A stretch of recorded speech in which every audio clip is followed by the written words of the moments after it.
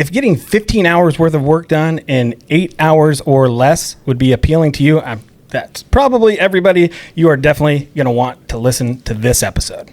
This is the Secret Sauce Podcast with Chad Treese and Lacey Moores, where we want to help people build big businesses and live big lives. And we think that there's not a magic bullet for doing that, but there is a secret sauce. So a lot of these are going to be just the ingredients that can help you make up a secret sauce to build a big business and live a big life. Let's get into it. Welcome back, everybody, to the Secret Sauce Podcast. I'm Chad Treese, here as always with the lovely Lacey Moores, and we got a special guest. This is one I'm super excited. I know, Lacey, you are too. All the way from Sacramento, California. Legendary in our industry, Todd Scrima. Thanks, you guys. Yeah, definitely. Thank you for being here, Todd. Yes. We're going to film a couple episodes. It'll be a part 1, part 2 probably of this with Todd. We're going to use every second of our time with him while we got him. Todd is the owner, founder of Summit Funding, also the founder of the Core Coaching, right? What? Yeah, I mean, you did found. You're still the founder either way. Yeah. And he's just focused on more on the mortgage side of things now, but definitely huge in the coaching space. And if you've been around mortgages or real estate for any amount of time, I would imagine you probably know Todd's name. Todd, how many people have you coached over 5,000. Yeah, crazy. Over 5,000 people? Over 24 years. Yeah, realtors, lenders, and you coach a bunch of business owners as well, correct? Yes. Business is business, and there's specific industries that, have their nuances, but a lot of it, probably 90% of it's the same. Yeah, absolutely. I met Todd 10 years ago, and you have had just an unbelievable impact on my life. And what I will tell you guys, when you hear him, it's a different level of thinking. And there's so much to learn. So I just say let's just jump into it. I will say this real quick. Yeah. Not that we need to probably go too much further into this intro, but I think it's worth saying that Todd actually there's not a lot of owners of mortgage companies, I feel like, that have actually done the loan officer role, right? That have been in the trenches, and that's how you got your start. I mean, you were even assisting to begin with, got into, so I mean, he started from the bottom to the top, and I think that's worth noting because there's a lot of owners out there, the president of our last company had never written a loan or even thought about writing a loan. I just never thought that I could go to him with any type of mentorship type of question. So very, very qualified. And I think that's worth noting. So and Summit's been how many years now? We'll be celebrating 30 years in June of 2025. And one of the longest standing mortgage. Yeah, I think it's, I did the math one day and just looked up all the companies, and we were the 8th oldest in the country, which I don't think, I guess it's like dog years in mortgage. You last 30 years, you're like an old dog. Yeah. You've seen a couple things, because they tend to be in business for 5 years or 10 years and go out of business or sell or merge, was never our path. But yeah, it's been a long time. Huge accomplishment, though. I definitely. Hard I didn't industry. know that. I'm learning stuff. Happy to say I still look young. People are like, man, is he 70 years old? Well, let's talk about our topic here, right? Because we're going to dive into the actual details, what we want to talk about today. But Todd, we zeroed in on 2 different topics. The first one, getting as much done in as little time as possible. I struggle big time with time management. I know most every realtor that I talk to, everybody that I coach, time management is it's an issue. It's an issue. And it's something we're always working on, right? You have to continually. Yeah, first of all, I would say on this topic, there is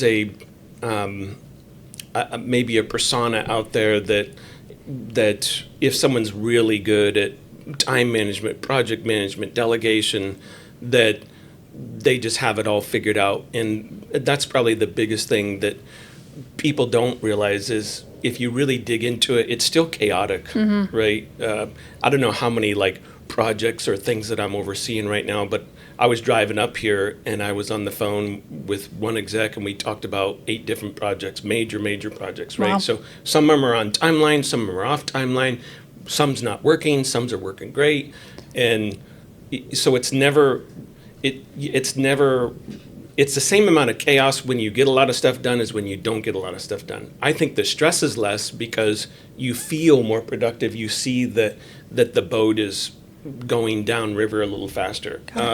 That's how I think about it, but it's no. I just think there's a persona that people are like, well, if someone's super organized, they just have it all together, and and it's not really Reality. what we're talking about. We're talking about getting more results, period. It's just more controlled chaos. Yes. Right? Like it's if you're producing at a high level, it's going to be chaotic. Yeah, we're, one of the things I was talking about on the way up here, a horrible situation where this outside company is in charge of this huge project and just got diagnosed with terminal cancer. So, there's there's a bunch of moving parts and legalities and stuff that we got to climb through to figure it out. So those things happen. Sure. I got kind of addicted to this when I was going to college. So I had this period where I ran a company for my father, and I was going back and forth every week, 3-hour drive each way to manage this company. And finally, I'm like, Dad, we got to sell this company. We increased sales in the last 5 years by 10x, and it still doesn't make that much money, and I got to finish college. I was killing myself. So we sold it to a competitor. During that sale, the guy who ran this big company, Fortune 500 company, the division that we sold to, and he said, hey, why don't you come work for us? I said, well, you have like 40 salespeople working out of this division, and it's a full-time job. I'm going to college. He says, yeah, but you kicked our ass so bad up there. I know you can sell. So just sell down here, right, in Sacramento. So I was big time. Like, I got a company car. I had the big brick cell phone. And they just said, hey, we're going to give you like so many accounts to see each day. And your real job is to pick up new accounts. So I'd just drive around and cold call people that weren't on my list, and I picked up 2 prisons, and they sold products. They sold basically groceries. And so I was taking 12 to 17 units in college, and I had a full-time job. Like, it was a full-time, it wasn't like 20 hours a week. It was a full-time job. And so I had a break, 1 hour break so I'd say my first class was always at 8 o'clock on Monday, Wednesday, Friday, and I'd have 3-4 classes in a row, and I have 1 hour break. So during that 1 hour, where most kids were lollygagging, I went straight to the library into one of those cubicles to get my work done, because I wasn't getting home till 8 o'clock that night, because I had to go to work right afterwards. And I learned a few things going through that, and I worked that way for 3 years before I graduated.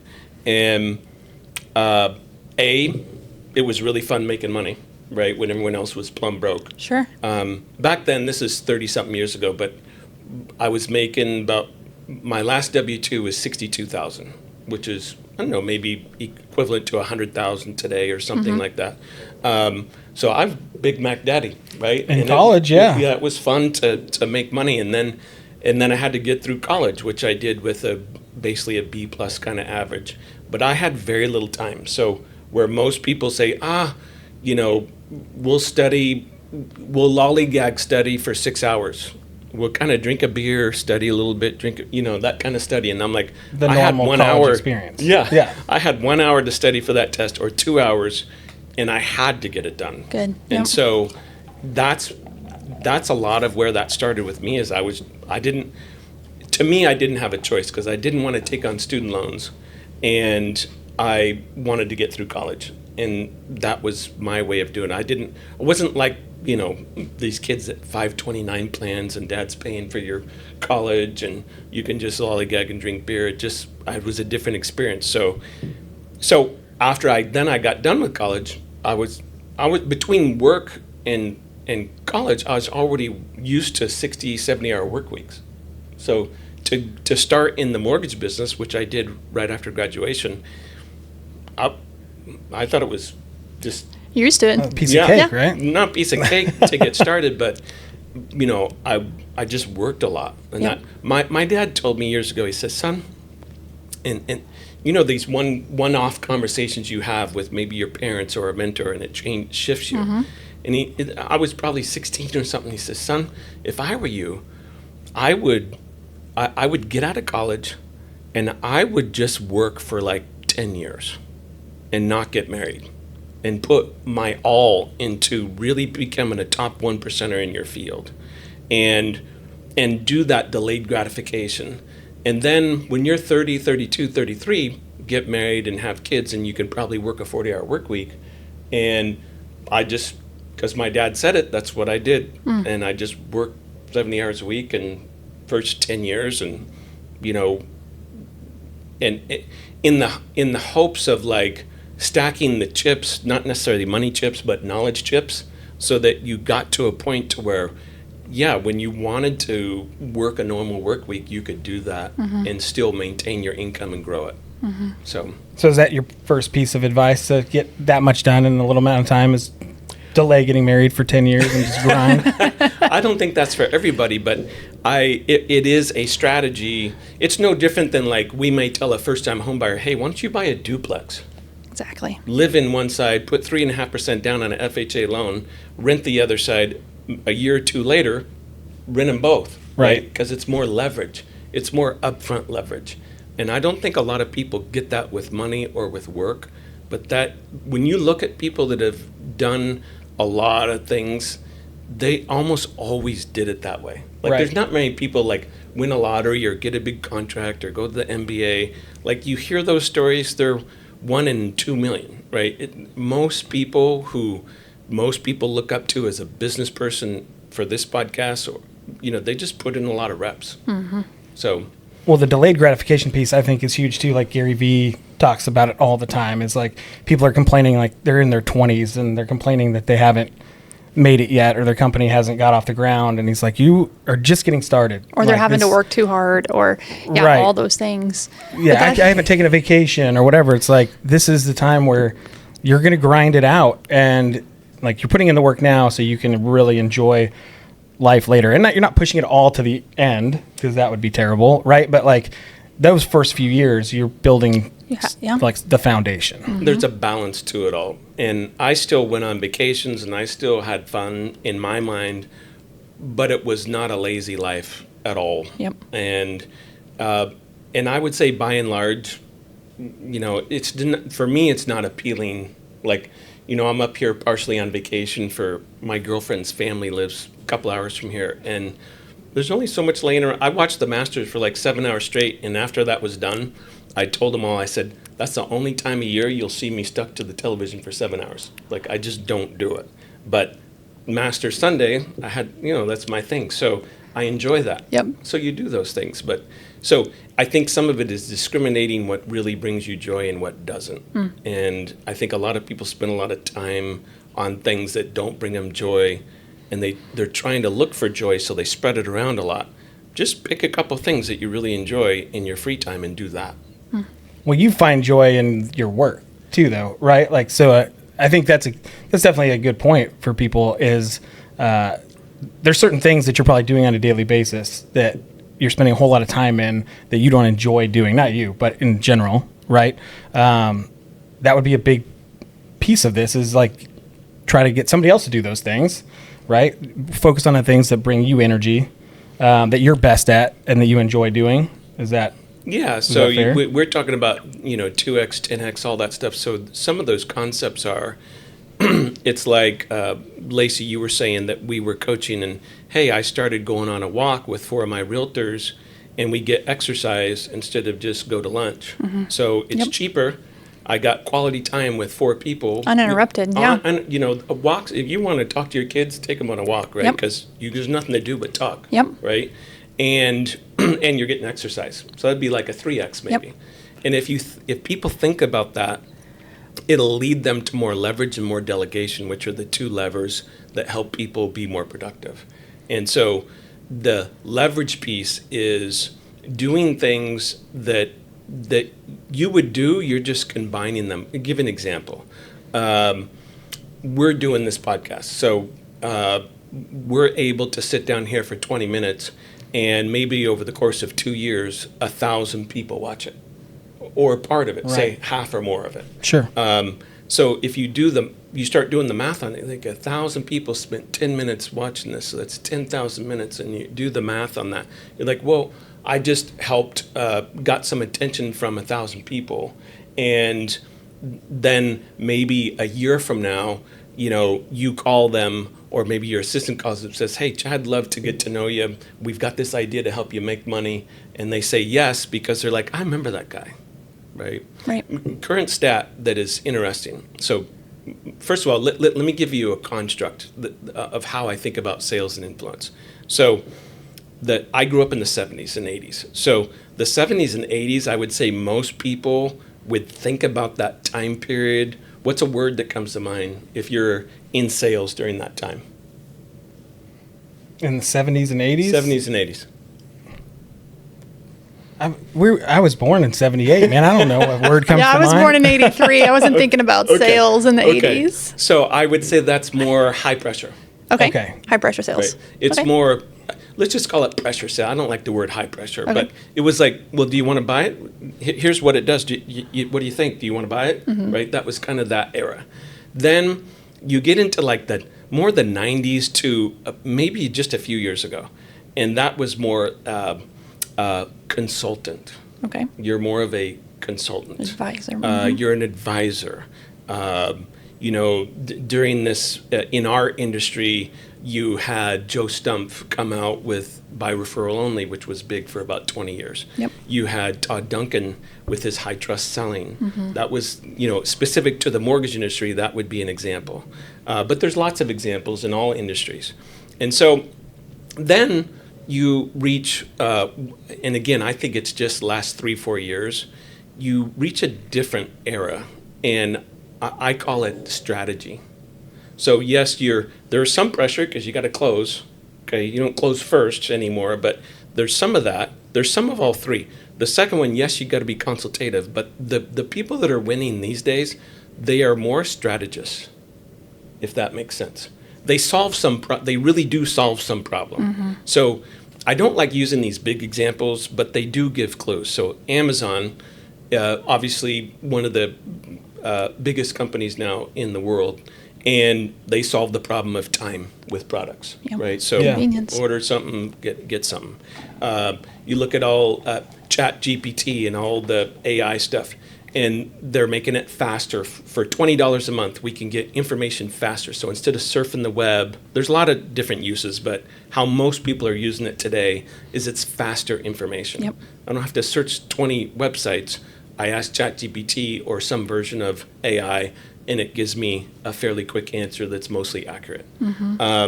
So those are examples. So where does that go to, if you think about it, whether it's real estate, whether it's mortgage, whether it's almost any sort of industry, we're being forced more into that strategic type of problem solving, because if you look at companies, the ones that are winning are doing that. That's the one thing they have in common. Does that make sense? Yeah. Definitely. So then the obvious question is, well, Todd, I don't have any time for strategy because I'm so busy working. Okay, well, how can we lower that? How can we delegate that? How can we leverage that so that we can spend more time into that strategy role? And that's the $1 million question that people are struggling with, because they don't. When I talk to people, some people will get the strategy. Give me an example. I have a client in Dallas, Texas, that's in this marketing company I have. And we found a list. It took us about 6 months. We found a list of the top 550 investors in Dallas, Texas, that own 5 or more properties, and they bought at least one in the last year. So then we called on that person's behalf and got him a ton of appointments, 27 appointments in 2 weeks. We actually just shut it off because he's like, I can't go on more appointments. Sure. He is now going to the realtor, the top producing realtors in his market, some that he works with already, some that he doesn't. And he's saying, hey, I got this list. We're setting up appointments. Do you want to work with investors? They made up 23% of our market. And if you say yes and we start doing business, I'm going to take you on these appointments with me. So now the loan officer is adding real value to, because what the realtor wants is more deals, right? Right. They don't really care where it comes from. If they're an investor and they're going to buy multiple homes, some of these people own 50, 80 homes. Right.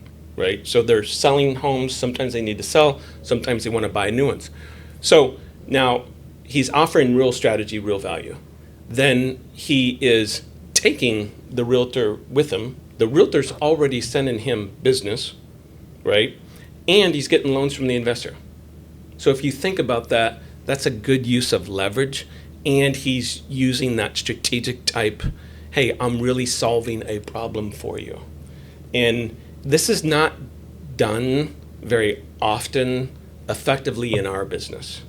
One-on-one with a client, a realtor will help someone, hey, my mom just died, we need to sell her house.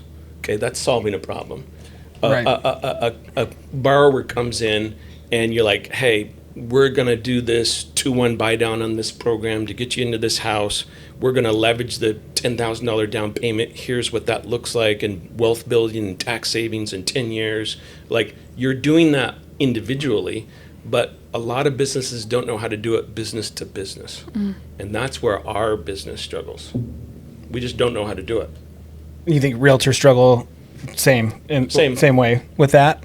So what would be, in your mind, what would be a not necessarily 10x to 2x, but what would be a good example of this with real estate? Well, so I've coached a lot of realtors, and I asked this on one of our coaching calls, and a couple of people raised their hand, but I've personally never seen a realtor that specializes in investors. Like, you think, well, that's kind of silly. They make up over 20% of the market. Why not? There's not a good answer. They just never focused, and someone just didn't focus on it. One of the biggest realtors I ever coached, this is 25 years ago, she's like, hey, if I can't sell it, I'll buy it. She'd close over 200 transactions a year. She bought, at the time I coached her and we came up with that marketing strategy to get listings, I think she had bought 2 in 5 years. Something like that. It was low, right? Of course, she's buying them below market because that's what the fine print says. But it was very effective. But people are afraid to go out on those skinny branches and say, hey, I'm really going to guarantee this. And I think where people struggle with this is they're not creative enough.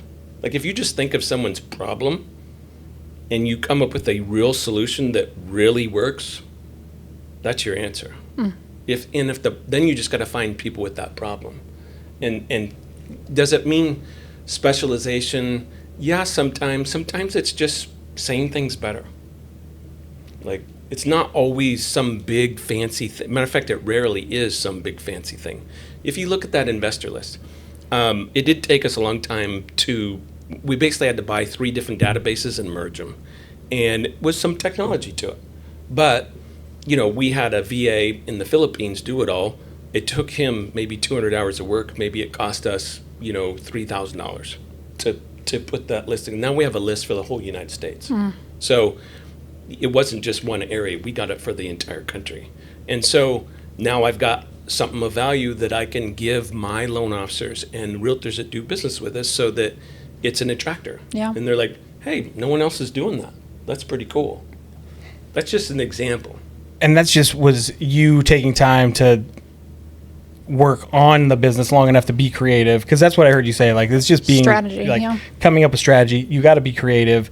And I think that as a population, just as like a human race, like, we're definitely losing creativity, and we're stuck in the details and like stuck in the grind, stuck in the 9 to 5. Like, oh, I've got to get this task done, and not taking time to like dedicate to solving those bigger problems, solving a problem that nobody's even thought of yet, right? And having time on your calendar to be creative. Well, yes, it can be that. That's more like Elon Musk stuff. But even on a much smaller scale, if you really think about it, say, okay, what are problems that people have and how can we help them with it in our field? And so you start thinking that way. Like, we went through, we have a package where we can teach someone how to hire VAs. Okay, and I'll tell you this brief story because it's one of my. It may not sound great to you, but it's great to me because it really worked in a big way. So about this other marketing company I have, it's called Jolt. You guys know about it, but the listeners probably don't. So I got sick of people not making enough sales calls, so I'm like, I'm going to make sales calls for them, and I'm going to charge them for it. So that's basically what the marketing, but we do all their social media and all their emails and target marketing, and there's a lot more to it.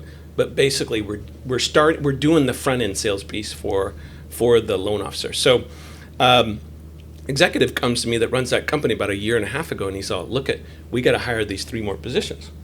And I said, you hired those 3 more positions, we're not even making money. We're losing money. He said, you're right, but we need the positions. I said, well, you're going to have to find VAs overseas. I just said it. This was the introduction to, you hadn't used VAs before never, this? Never. Okay. He's like, well, I've never done that. I said, me neither. He says, but I need these 3 positions. I said, well, you better learn it. He says, okay, point taken. And he ends up hiring first VA. Her name's Daisy. He calls me about a week after she starts. He says, I got a problem. He never hardly ever calls me. We have a weekly call for an hour and a half, and we cover all this stuff. So when he calls me, I'm like, that's weird. I figured something's wrong. I said, what's going on? He said, I got a problem. I said, what's the problem? He says, I can't give Daisy enough work. I said, it's only been 4 days. He says, the first day I gave her 2 days worth of work, she got it all done. Next day, 3 days of work, she got it all done in 1 day. Yesterday, I gave her 4 days worth of work, she got it all done in 1 day. I don't know if she's got her kids helping her or what's going on over there, but I can't delegate enough. And she says, please and thank you every time I talk to her, like 10 times. And so, fast forward, we've now got over 30 of them. And in the Philippines, what is equivalent to our minimum wage, their minimum wage is $1.50 an hour. So when they're paid $6-7 an hour, that's like $130,000 a year in the United States. Yep. So they really want these jobs. Right. And we're happy to pay $1,500 to $2,000 a month to get college-educated people with master's degrees to work on our projects. And so that was a real breakthrough. But we took that idea, and we now have a whole package on doing that, for teaching realtors how to do that. Because there's so much stuff that they can do for the realtor, so that the realtor could go from a couple deals a month to 4 or 5, and also do it at a very low cost of $2,000 a month or less. So that's another example of value. Now, does that mean, if you go to, say, a realtor that's struggling to close 10 deals a year, they're probably not going to take you up on that. But the one who's doing 30 deals last year and working 70 hours a week, and they're in enough pain, they'll say, hey, the VA thing, can you come meet with me on that? Like, I'm drowning over here. But I can't afford an American assistant. I don't make that amount of money, right, to afford that. And so that's an example of solving a problem.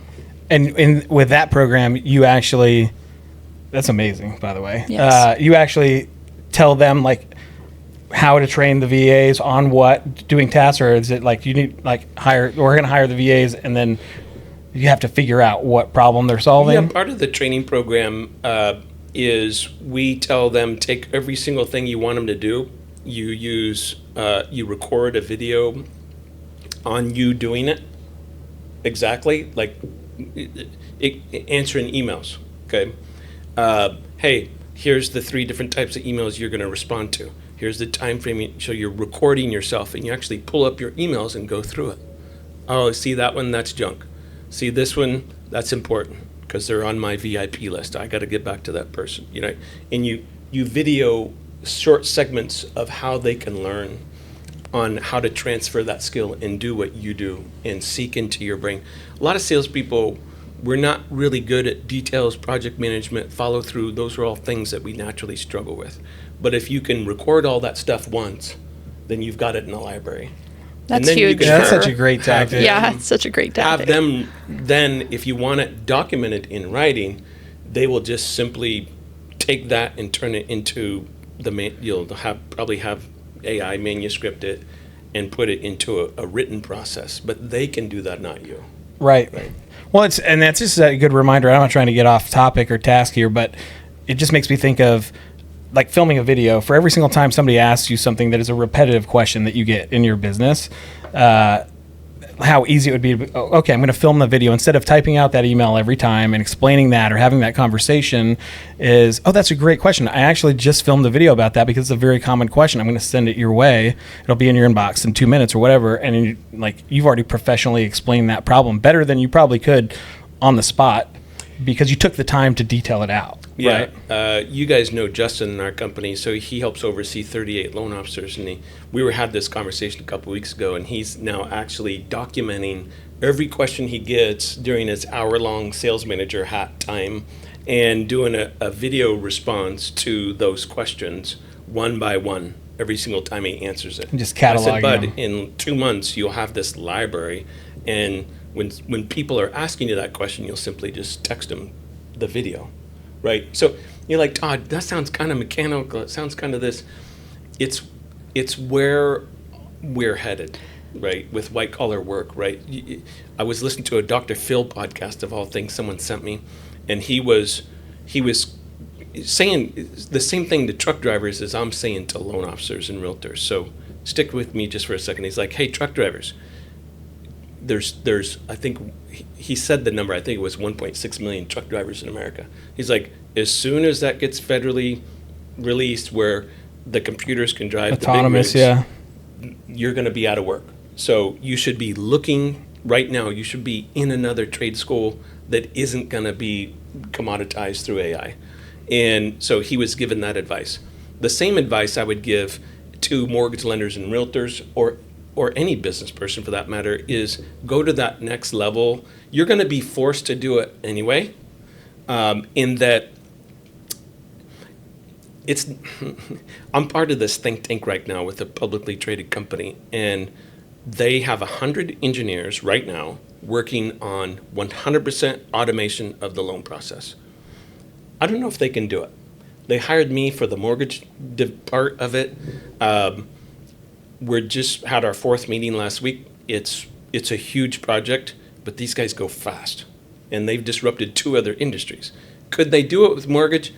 Probably, yes. Someday, whether it's this company or someone else, they're going to find out a way where it's more. You know what a decision tree is? Mm-hmm. So these decision trees that we're working on are so vast. Like just one would fill up a 8 by 10 wall. Just. Are you a veteran? And where that leads. Yeah. Right? So massive decision trees, but you have 100 engineers working on it. So it will get done. It's just a matter of taking what a normal consultant would do, a loan officer, a realtor, and decision treeing it. Okay? Now that doesn't dismiss the relationship piece or the emotional piece that a lot of people still crave, and I crave. And I'm not saying that's going away, and I'm not here to spread fear. What I'm saying is that will naturally push you towards a higher, being more of a strategist. It's a disruption for sure. You look at financial planners. If you really talk to high-end financial planners, one of my financial planners that I use manages $1.4 billion. All he does is strategy. Mm-hmm. All where the money goes and what it's invested in, we talk about it once a month, and usually don't make any changes. The computer's doing just fine. It's computer algorithms. It's not them, buy IBM, sell NVIDIA. That may happen like 6 times a year with me and my financial planner, right? We're gonna outsmart the computer, right? Yeah. But most of it, his time is just spent, hey, Todd, he'll ask me a question. Todd, what's your life look like in 20 years? What do you want for your kids? What are you doing to make that happen today? What if we record some of this stuff? You're in podcasts. Why don't we just record all this stuff on teaching your kids about all this stuff? He's strategizing with me, right? How do we save money on taxes? Have you thought of doing this, right? It's more of a strategy conversation, not picking stocks. The stock picking is done by the computer now, for the most part, 95% of it, okay? So that's an example. Their industry is just further down the road than ours, right? So how does this translate? Let's say you're a realtor, and you let's say you've built a lot of wealth because you have 8 rentals, and you've helped some other clients accumulate rentals. just using that as an example. And someone comes to them and they're like,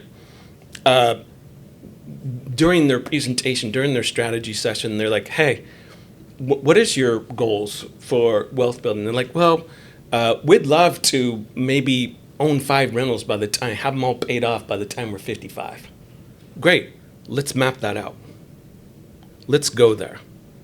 We'll just buy this one for now, but maybe every 2 years, let's buy another one, right? And here's what the ROI needs to be. Here's the cash on cash return, right? And you do all the math so that we start finding out what kind of properties we're going to buy. So that would be more of a realtor being a strategist than, well, what do you want to sell your home for? What do you think it'll sell for? I think it'll sell for this.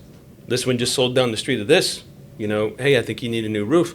All those things still need to happen. But it can happen a lot faster, and you can spend more time on the strategy as we're being pushed more and more that way. So how does that play into 2X, 10X, 3X?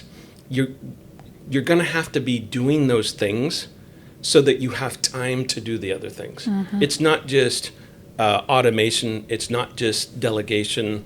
It's a bunch of things crammed into one so that you have an extra 10 hours a week. Right? That's a way to think about it.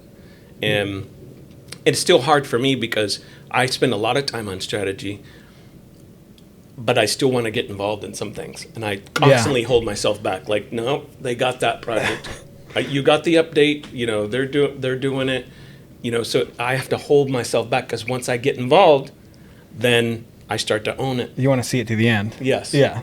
And it's like that's speaking my language. Yeah, for sure. I'm looking at you. I'm like, does someone have a problem for me to solve today so I can get involved and feel good about solving a problem that I didn't need to solve? Yeah. I totally feel I that. actually see both of you as doing that. I mean, when you look at it, and a lot of your listeners, you guys probably don't brag about this stuff, but in the whole country, you two, separate offices but close to each other, often lead the company in units per employee.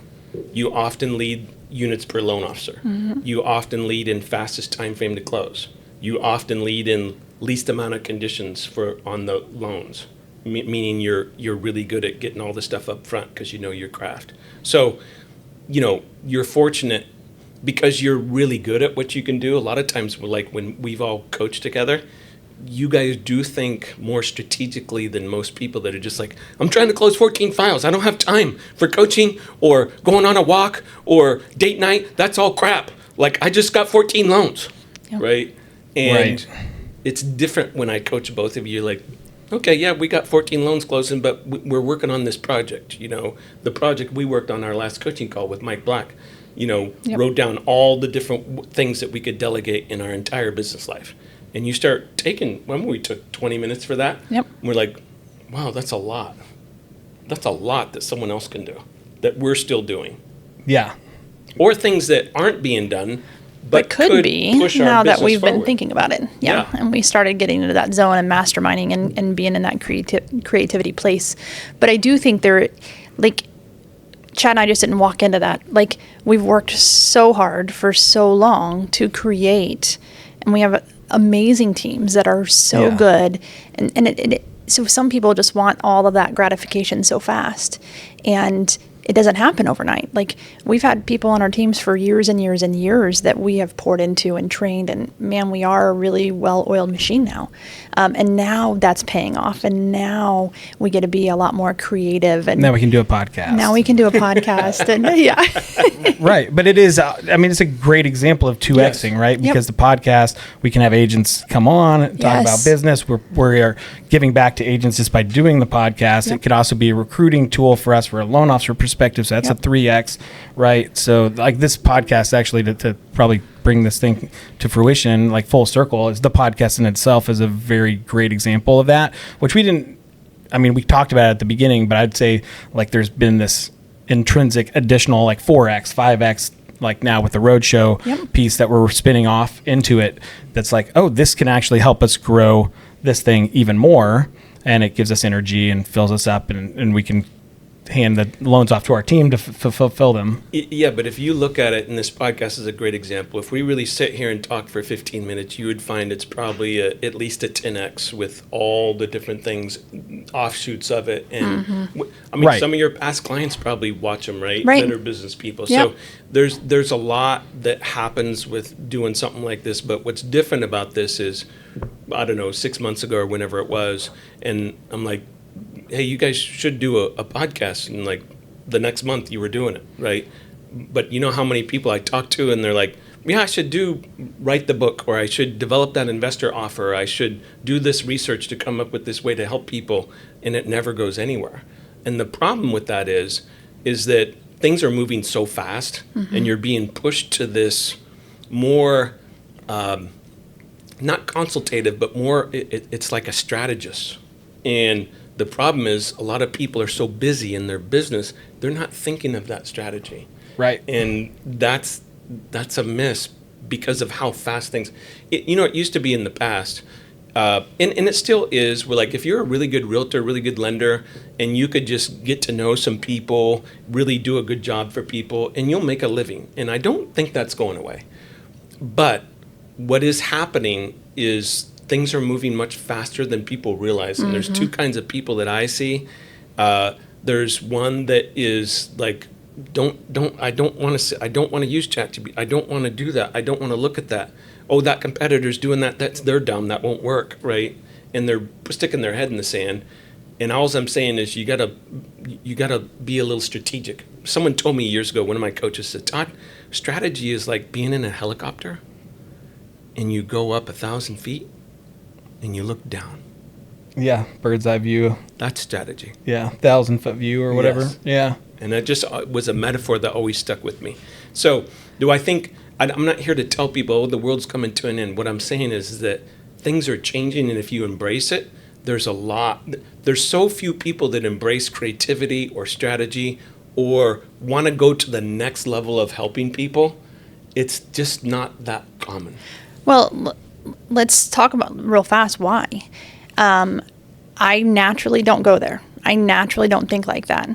And I don't know if that's from being raised or what, but just the power of an unbelievable mentor in your life. And we talk about having mentors and who you are and who you hang out with and why that piece is so important. But Todd, over our relationship that I've known you, you have spoken to me several times, Lacey, I could see you doing this. And I already heard it from the very beginning when your dad did it to you and gave you, this is what I could see you doing. And you're like, okay, I can do that. And that is so powerful. Right. It's so powerful. And I'm so thankful as I'm sitting here, the amount of times you have taken to do that with me. Because when you do that, I'm like, I can do that. Let's do it. Why can't I? But I never saw it. And I don't know if it's why I never saw it because of constraints. So I think that's normal. And I think so many people don't, because they don't have great mentors in their life or people in their life who do cast a vision. And I'm thankful for you for always casting the vision and still caring. I mean, here we are. Todd, mortgage industry hasn't been great, over the last couple years, and you didn't have to stick in it. And not only have you stuck in it with us, but you have constantly pushed us to challenge us to grow and cast vision and how to, it's such an unbelievable thing. So thank you for that. Yeah, very, very inspiring. So inspiring, but it comes very full circle to everything you said. And guys, if you don't have people like that in your life, find them. And you could probably we could do a whole nother podcast on the mentors in your life that have got you where you are. But I'm super grateful to have you as a mentor. And now I'm not going to lie, there's times you say things and I'm like, he's crazy. Actually, I was talking with Carson. When you were coaching us on Sometimes I VAs am at the beginning, I was like, man, I can't even comprehend trying to think about how to train a bunch of So it's VAs normal in the Philippines. Yeah. So you're immediate, you're going to have doubts. Yes, it's about normal that. to think that or to think this guy's nuts or all of this. And every single time on the drive here, I was talking to Carson about you and how every single time when I would think you were crazy, fast forward, you were right, and so I got to get past that. I have to get uncomfortable with that. And I think that's sometimes where I've been proud that I have tried because it is that initial feeling that people have to get past and go for it. But finding people who will help and mentor you and cast that vision into you. Yeah, I'll give a tip. If someone doesn't have that in their lives, first of all, I think seeing other people in a similar industry is a good starter. So like I know that you guys either mentor or strategize with realtors, right? That you two of the best loan officers in the country. That makes sense. You do it at a very high level. I started a men's group recently because it had been on my goals. You have those goals that get pushed to the next year. Right. Next year, well, it was year 7. I'm flying. I literally just sat down and sent out a text to 15 of my guy friends that I don't see enough that I want to see. I'm like, hey, once a month, my house, 6 to 8 p.m. I'm not feeding you. I'll have beer and water, and we're going to talk about life, and we're going to get raw. And so we just had our 4th meeting last week, and it's just a bunch of good guys that most of them are business people, but like one of them's a child psychologist or child therapist. There's different, right? And we have a ball, and that is a example of finding fellowship, mentorship within a small group. So you could do that. I know finding your circle, or creating it. You created it. Create your own circle of smart people that you're like, you know what? I would like to get them to know them even more, but they've got something, right? Right. And maybe it's a totally different industry, but sure. So there's a lot of different ways to do that. I also think it's very in vogue right now. I just listened on the way here to an Ed Milet podcast, and he's like, everyone's a coach, but a lot of people haven't done much. So, push for authenticity, of the people that you're surrounding yourself with. And going back to what you said, a lot of these ideas, it does make people feel uncomfortable. But if you think about it, sometimes I'll be coaching someone. I'll be like, hey, 3 most uncomfortable times in your life. And they'll say things like the decision to get married, the decision to go to college and move out. That's a big one for a young kid, right? The decision to quit my first job for what I thought would be a better opportunity, and a breakup, having children, and they say all these things. I'm like, by and large, how did those 3 things turn out? They're like, good. Well, if I wouldn't have broke up with that dip, I would have never met my dream husband that I'm with now. Yep. Right. Like, okay, then it worked out. Yep. You made the right decision because you took a risk. Yep. And most people, if I were to give them one piece of advice, I'd say take more risks. People play it so safe. I'm here visiting family, and Adrian has these 3 nephews and nieces that are 16 to 22, and they're all doing different things. So I'm talking to one. I said, we're in the grocery store yesterday. I'm like, hey, so Dom, you're helping manage a restaurant. Tell me about that. He says, well, I'm not the manager yet. I said, that's a good start. Right. I like how you're talking. He says, I'm assistant manager. And I said, great. Well, you're 20. He's 19. I said, when can you become manager? He says, I haven't thought about it till just now. I said, well, set a date. He says, okay, that's a good idea. I said, that way you'll strive toward it, right? When you give yourself priorities and when you give yourself deadlines, you'll push yourself to achieve that faster, and you'll take more risks. So anyway, I went on to tell him, I said, dude, if you could manage a restaurant, right, and put that on your resume, and you're managing, 30, 40 employees, and you did it, that's a big deal to a restaurant owner, right? So, encouraging him to follow a path and make something of it. Or I said, or you could just stay where you're at for like 30 years. And that sucks. Yeah. Yeah. So that does suck. Yeah. Definitely take good. more risks. And it's such easy advice, but so many people need it, right? We all do. Continually. Yeah, we all do. Yeah. All the time. I think we should probably wrap this up. It's gone really long, but we could talk forever. I know. It's so good. You guys, if this was valuable to you, I would tell you Todd is a genius, and he has just launched a new podcast, the Mortgage Podcast, right? So check that out wherever you listen to podcasts. Also does a podcast with Robin Lavasser and Jim Reed that is for realtors and lenders, right? And that is the Be Your Best podcast. So good. Check that one out as well. Yeah. You can find if you Google the guy, you can find all sorts of stuff out there from when he was coaching in the Corps and everything. So go check it out because he's super inspiring, and we're just really glad that you're here. Yes. Well, I'm proud of you guys because you are doing such a great job in your markets, and kind of just like it's so unusual to have two branch managers come together and have the relationship that you guys have, help each other, help the community. I just love it. I think you're two of the best in the country, and I feel very fortunate to be here and be with you guys. And it's going to be next 10 years is going to be very exciting. Yes. Agreed. Yeah. Well, thanks for being here, guys. Yes. Thanks for listening. It means the world to us. If this helped you at all, we'd love it if you'd share it with somebody. And until then, we will catch you next time. Thanks, everybody.